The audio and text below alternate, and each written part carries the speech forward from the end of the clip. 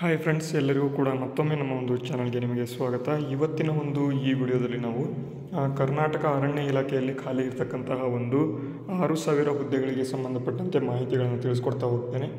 ಮತ್ತು ಅದಕ್ಕೆ ಸಂಬಂಧಪಟ್ಟಂತೆ ಯಾವಾಗ ಅಪ್ಲಿಕೇಶನ್ ಹಾಕೋದು ಮತ್ತು ಇದಕ್ಕೆ ಇನ್ನಿತರ ಒಂದು ಸಂಪೂರ್ಣ ಮಾಹಿತಿಯನ್ನು ಈ ಒಂದು ವಿಡಿಯೋದಲ್ಲಿ ನಿಮಗೆ ತಿಳಿಸ್ಕೊಡ್ತಾ ಹೋಗ್ತೇನೆ. ಅದಕ್ಕಾಗಿ ವಿಡಿಯೋನ ಸ್ಕಿಪ್ ಮಾಡದೆ ಸಂಪೂರ್ಣವಾಗಿ ನೋಡ್ತಾ ಹೋಗಿ. ಅದಕ್ಕೂ ಮುಂಚೆ ನೀವೇನಾದರೂ ಫಸ್ಟ್ ಟೈಮ್ ನಮ್ಮ ಚಾನಲ್ನ ನೋಡ್ತಿದ್ರೆ ಈಗಲೇ ತಪ್ಪದೆ ನಮ್ಮ ಚಾನಲ್ನ ಸಬ್ಸ್ಕ್ರೈಬ್ ಮಾಡ್ಕೊಳ್ಳಿ ಮತ್ತು ವಿಡಿಯೋಗೆ ಒಂದು ಲೈಕ್ ಮಾಡಿ.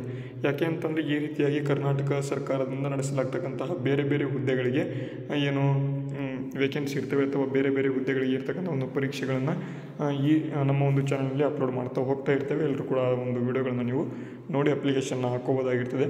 ನೋಡಿ, ಇಲ್ಲಿ ಮೊದಲನೇದಾಗಿ ಕರ್ನಾಟಕ ಅರಣ್ಯ ಇಲಾಖೆಯಲ್ಲಿ ಖಾಲಿ ಇರತಕ್ಕಂತಹ 6,000 ಹುದ್ದೆಗಳ ಒಂದು ಭರ್ತಿ ಅಂತ ಕೊಟ್ಟಿದ್ದಾರೆ. ಒಟ್ಟು 341 ಹುದ್ದೆಗಳನ್ನು ಭರ್ತಿ ಮಾಡಲಾಗಿದ್ದು ಇನ್ನೂ 540 ಹುದ್ದೆಗಳಿಗೆ ಇಲ್ಲಿ ಪ್ರಕ್ರಿಯೆ ಇನ್ನೂ ಕೂಡ ನಡೀತಿದೆ ಅಂತ ಇಲ್ಲಿ ತಿಳಿಸಿದ್ದಾರೆ.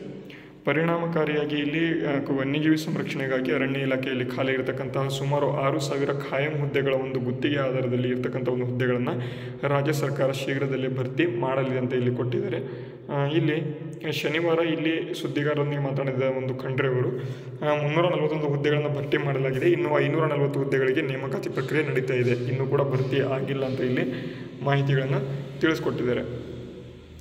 ಈ ಒಂದು 6,000 ಹುದ್ದೆಗಳಿಗೆ ಅರ್ಜಿಗಳನ್ನು ಸಲ್ಲಿಸ್ತಾ ಬಯಸ್ತಕ್ಕಂಥ ಒಂದು ಅಭ್ಯರ್ಥಿಗಳು ಯಾರಿದ್ದೀರಾ, ಈಗೇನು ಪ್ರೆಸೆಂಟಾಗಿ ನಡೀತಿರ್ತಕ್ಕಂತಹ ಒಂದು ನ್ಯಾಯಮೂರ್ತಿ ನಾಗಮೋಹನ್ ದಾಸ್ ಅವರ ಒಂದು ಸಮಿತಿಯ ಒಂದು ಪರಿಶಿಷ್ಟ ಜಾತಿಯ